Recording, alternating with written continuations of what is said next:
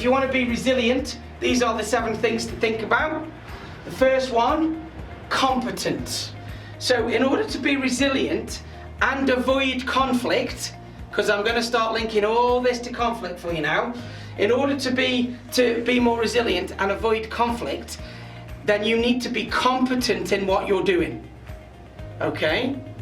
This meeting chat is muted. Somebody's now muted the chat on here. I'm not quite sure what's happening here at all today, but hopefully you can still hear me because my microphone's still looking like it's on. If you want to avoid conflict and be resilient, then the first C is about being competent. You need to be competent in what you're doing and the understanding of it to avoid any conflict. And also, it will help you with resilience. It's very, very simple, this. If you're not more competent, then you're more confident, which comes next. Yeah? So if you know the job and you know what you're doing and you regularly develop yourself and you look for new ways of doing things and there's a constant education going on, then you are competent, and that avoids more conflict at that point. But it also makes you more confident. Okay? And in order to be more confident, you want to learn more.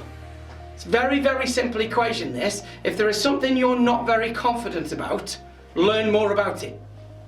Learn it, apply it, practice it, adjust, learn, apply, practice, adjust, and so on and so on and so on, okay? Because it will make you more confident at that point, which again will give you more competence. So you know what you're doing, and again, you're avoiding lots of conflict at this point. Because if anybody was to question you or do so, why are you doing that? Why are you doing that? Yeah, I wouldn't have done it that way. Then if you're confident and competent, you have a reason behind it and you are a much better placed to deal with the conflict. If this is a work-based conflict, of course, yeah? The next one is connection, so people. Now, this is quite a good one when it comes to conflict resolution, right? Again, in other sessions, I have put up the relationship triangle. I think I've got it for you later in the course. Today in the hour, because conflict normally arises, worst case, normally arises between 2 people that don't trust each other. Okay, so that's normally what happens. 2 people that don't trust each other, you might not even like each other. Okay, and there's a conflict that arises. It might be a conflict of opinion, it might be a conflict of fact, it might be a conflict of personality. It might be a conflict of culture, whatever. But it normally arises between 2 people that don't trust each other. So it goes without saying, in order to deal with conflict before it even happens, the better relationships you have with people, the better you can deal with it. Because think of somebody that you implicitly trust. Just think of somebody in your head now. You implicitly trust them.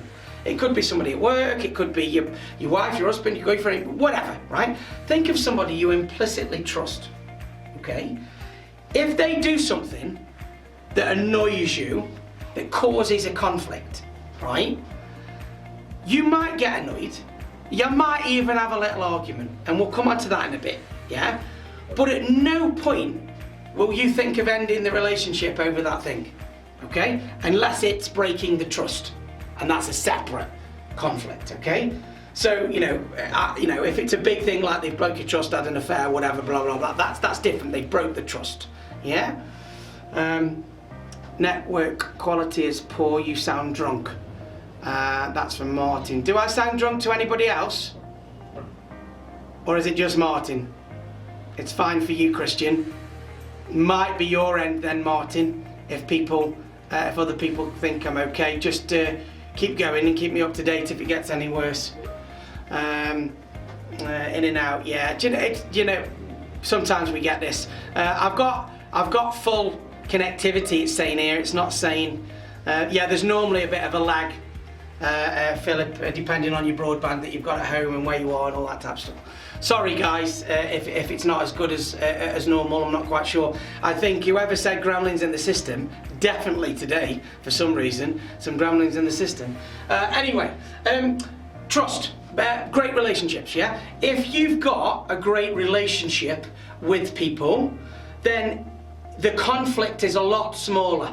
So if you've got a level of trust with somebody, the conflict is a lot smaller. It's not the world's ended. It's not that you're going to break up your work relationship or your friend relationship. It's something that you've just annoyed each other with. You deal with it and you move on. Okay? So building relationships is key. I want you to bear that in mind because I'm going to come on to it in a short while for you, okay? But of course, it also means if you've got great relationships with people, you're also more resilient because there's a trust. There's a trust in play with that, okay? And remember, most times conflicts arise. They arise with people that have got a relationship lower than trust. So they know each other, they hardly know each other, they don't like each other, they have to work together but they don't talk, whatever. That's conflict where it comes from, okay? If you've got implicit trust in a relationship, then you can deal with conflict in a much more effective way and it's less personal as well, okay? Okay, then you've got character. This comes back to positive intent, okay? This comes back to positive intent. So, what I'm saying here is, if you believe people around you have positive intent, when a conflict arises, nobody's gone and done it on purpose just to annoy you. Okay, so just think on that for a moment. If you believe in positive intent from the people around you, when somebody does something that annoys you, they haven't done it just to annoy you. Because you don't think that way. You think, why have they done that? I wonder what caused them to take that action, and try and help them rather than going, they've done that just to wind me up. Yeah? And do you know what? If you've got any organisational terrorists in the business, then there might be one or two people that do stuff just to wind you up. But I find, generally, people don't do stuff to wind other people up. They just do stuff sometimes without thinking. Yeah, so that's what it means by having positive intent. Because if you don't have positive intent, it's a long week when you think people are just annoying you all week. And it knocks your resilience, and then of course it puts you into fight mode, so you're ready for a conflict at that point, okay? You're ready for that to happen, aren't you there? Numbers have increased a bit as well, so. Okay, then we've got contribution and motivation. Now, you might be saying, what has motivation got anything to do? Well, first of all, resilience, if you're not motivated, your resilience will drop. That's easy. Tick the box, right? If you're not motivated, you're not bothered, you know, and if something knocks you, you'll just go into flight and you'll move away from it, okay? Motivation is very important in conflict resolution, but it's important for a couple of ways. It's very useful, but it's also something we have to watch, okay? So to be motivated to deal with the conflict is very, very useful. But sometimes the motivation to defend yourself, the fight response, sometimes we have to try and dampen it down a little bit.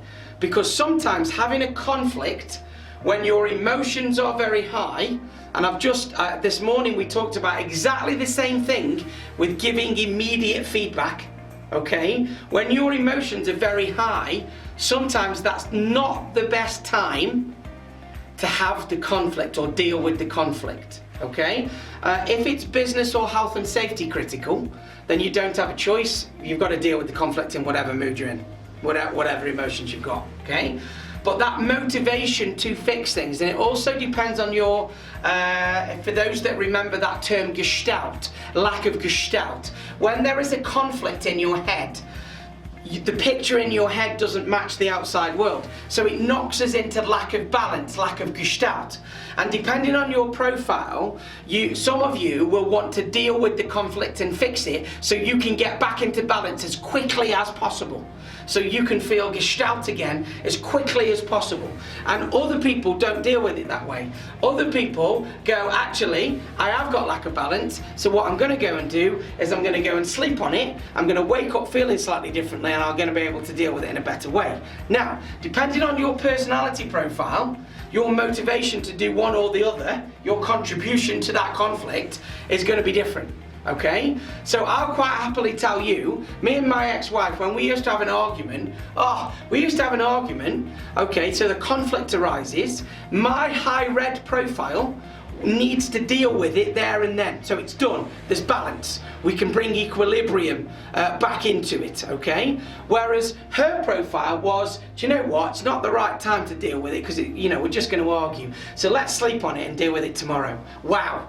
Two very, very different ways of looking at it. And of course, you're both slightly out of balance until it's fixed anyway, yeah? But sometimes I went to bed, woke up and actually thought that was probably the right thing to do, actually. Not deal with it there and then. And then other times I thought actually we should have dealt with it then. Yeah? So there's no rule of thumb when it comes to this, but it is something you've got to watch, not only in resilience, but also in conflict management. What is your motivation doing? Is it giving you energy to fight? Is it making you think to flight and maybe consider it in the morning? And so on and so on and so on. Yeah? You've got to bear that in mind, okay?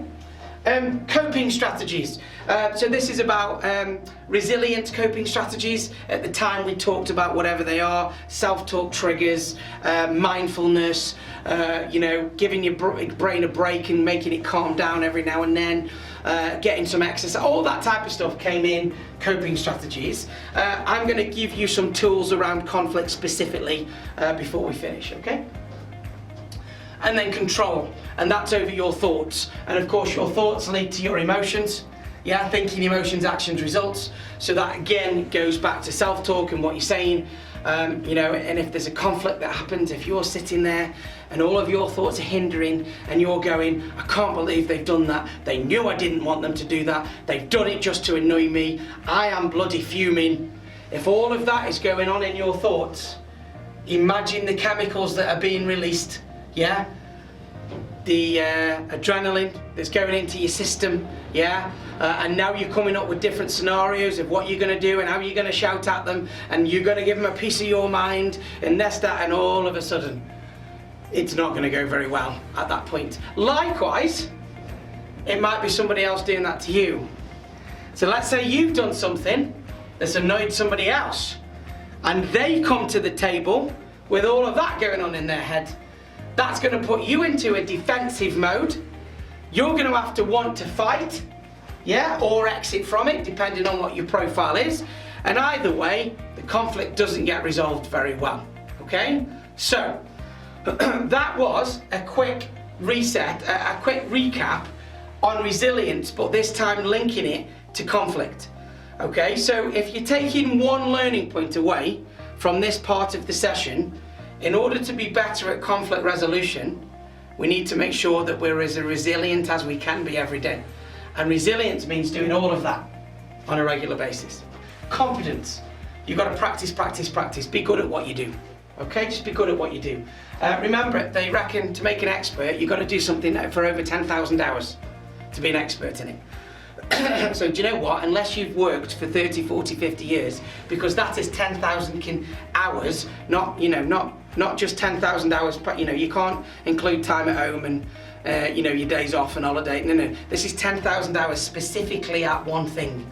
Not many people can call themselves experts, okay? But it will increase your resilience, and to a certain degree, it will help you in conflict if you are the expert. Okay, but that a lot of people I meet call themselves experts, and I would question it. I'm sure there's nobody on this call, of course, but there's a few people that I've met that I'm an expert in, and I think, and then I ask them some questions about their career and all that, and I think, really? Have you really done 10,000 hours at this? Really, have you? So just bear that in mind, okay? Have the knowledge or know where to find it. So in other words, one key thing with resilience is continued learning, which I mentioned earlier, okay? Confidence, self-education, learning every day. Imposter syndrome, that was a session that I did before for people. When people feel like an imposter, they feel like they're playing at their job. And there will be somebody on the call that's done a bit of that over the years. I've had senior ops directors and sales directors and MDs tell me that they've been doing it for 15 years and still feel like an imposter, like they're blagging it. So again, that detracts from your resilience, and of course if that detracts from your resilience, it means that you're more prone to conflict, because if your resilience is low, you're on the edge. You're on the edge and you're ready for conflict, and so on and so on and so on. Yeah. Chunk things down, make things smaller. That will make you more confident. It will also make you more resilient on the back of it. Build relationships. For those that have been coming every Tuesday for these sessions, you all have heard me say something called relationship currency. Building relationship currency with people and getting them to a level of trust, like I talked about earlier, is very, very important. If you go out of your way to build levels of relationship to a level of trust, you are more trustworthy, you trust more people, your resilience is higher, less conflict is taken, okay, at that point. Talking therapy, downtime, recovery zone. One of the best things to keep you resilient is resting. Okay, so having the right rest. If you've done 10 days in a row at work, you've done long days, you're a bit stressed, and so on and so on and so on. Like I said to you earlier, the tiny little thing can go wrong, and all of a sudden, it's like an explosion. Everything's gone wrong with the day. How many times, if I had £1 for the amount of people that I said to them, "You all right? You having a good day?" And the answer was, "I'm having a nightmare. Everything's going wrong. Everything." Wow, what a statement. Yeah? Everything's going wrong. The problem with that, as you guys know, the moment you say everything's going wrong, your brain goes, okay, let's focus on what's going wrong. Yeah? And some of that wrong could be some conflicts on the way. So that's why it's so important, okay? I'll put some exercise in there as well. You've got some more exercise, motivation, towards and away from. Why do you do what you do? You will often find, by the way, this.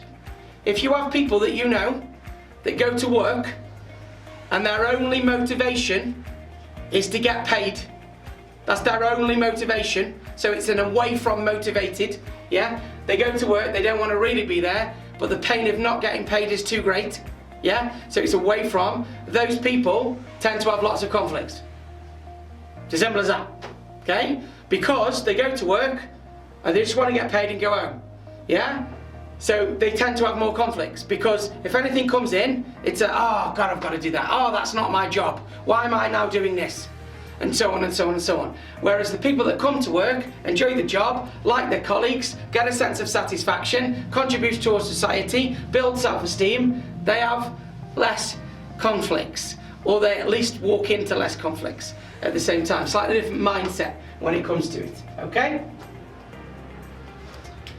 Control, self-talk, we've done this loads of times before, guys. I know I'm going through at this pace for you, but we've done it. How are you talking to yourself? What triggers have you got in place? If you wake up this morning and went, oh, I'm knackered, it's going to be a nightmare every day today, oh, I've got to deal with that idiot as well. If you said all of that when you woke up this morning, I'll guarantee you'll find some conflicts today. Whereas if you woke up this morning and went, oh, do you know what? It's good, it's a good day, the sun's shining, I'm going to go to work, have a great day, feel good, get some stuff done, come back, enjoy the rest of the winter sunshine that we've got, or autumn sunshine, then you'll probably find less conflicts in the day as well, okay? Build some new pathways, some new dendrites, you guys know about that, yeah? And take some action on the back of it.